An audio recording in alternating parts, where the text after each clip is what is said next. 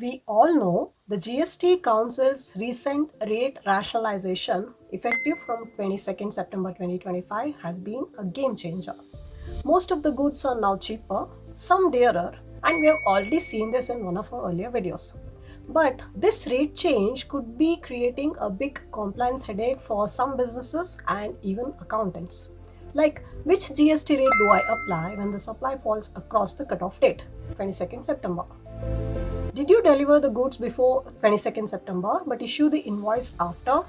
Did you receive an advance payment before 22nd September but the supply happens now?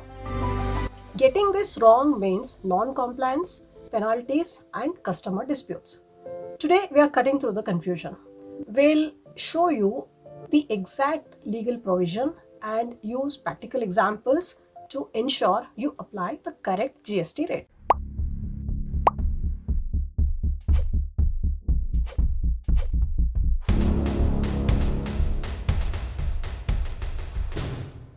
The law that decides the correct GST rate is Section 14 of CGST Act, Change in Rate of Tax in Respect of Supply of Goods or Services. This section introduces a simple yet powerful principle. To find out the applicable rate, old or new, you'll have to look at the timing of 2 out of the 3 events. Now, which are the 3 events? 1. Date of supply, that's when you deliver goods or provide services. 2. Date of invoice, when you issue the invoice. 3. Date of payment, when you receive payment. And what's the rule?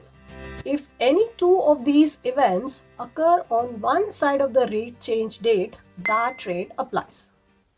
I know this is not helping. To understand this in simple words, let's look at a real world scenario for a product like cement, where the GST rate has reduced from 28 to 18%. Imagine you delivered the cement to the customer on 20th September, raised the invoice on the same day with old rate 28%. You received payment after the cutoff date, say on 5th October. Since both supply and the invoice occurred before the cutoff date, you have to charge 28%, which you have done. So everything is fine, you're absolutely correct. Let's tweak this scenario a bit.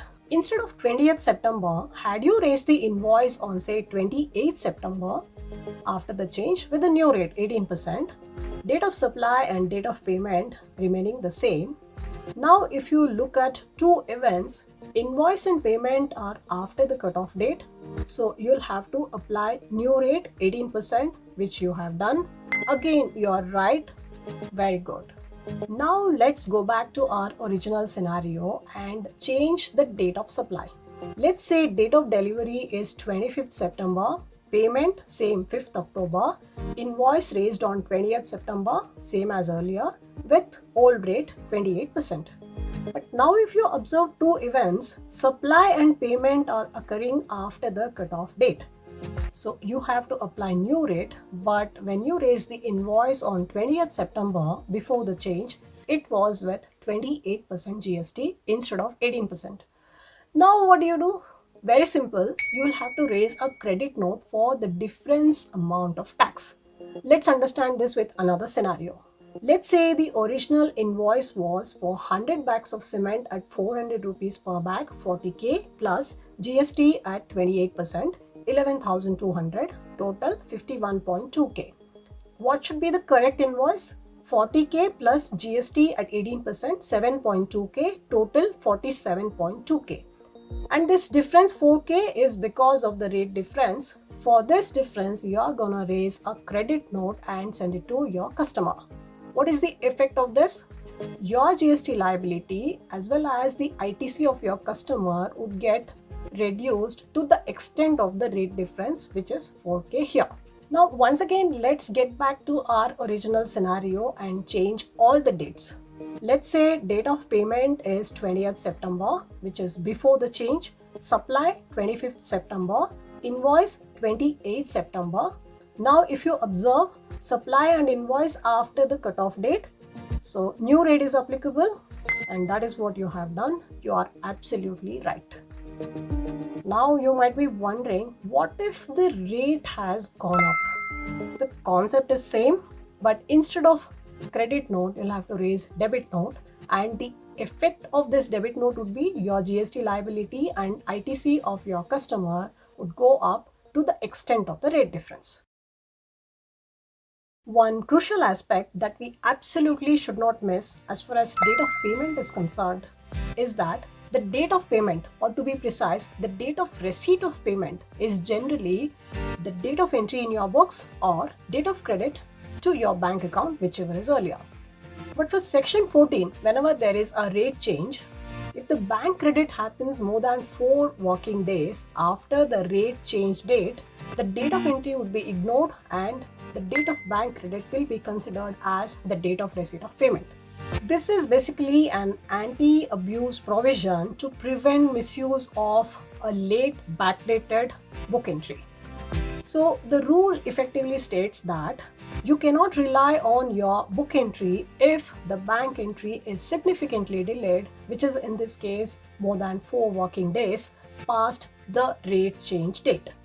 Understanding this simple 2 out of the 3 rule alongside the 4-day payment rule will ensure you're always compliant with the correct GST rate. There are 2 other key things that you need to remember. One, this 2 out of the 3 rule of Section 14 applies universally to both goods and services. But for services, you have a time limit of 30 days to raise the invoice and you have to pay GST on advance payments that you receive, unlike goods where you don't do that. Next, input tax credit. After the change, if your outward supply becomes exempt, not zero rated, because both are different, probably in one of my future shorts, I'm going to explain this concept as well. Now, coming back, if your outward supply becomes exempt, like UHT milk has now moved from 5% to exempt category, then you have to be extra cautious because you must reverse input tax credit, one on the stock that you hold as on 22nd September 2025, that is the cutoff date, and 2 on all your future purchases because you cannot avail input tax credit on exempt supplies. Before wrapping up, let me give you a quick tax planning tip. If the GST rate goes up because of the change, try to finalize invoice and payment before the rate change to lock in the lower rate. But if the rate comes down, try to finalize this after the rate change to benefit from the lower rate. This is not a universal rule, but you can use it for most situations. And I hope this video helps you make the required changes in your ERP system or billing software and navigate this transition seamlessly. That's it in this video. Thank you for watching.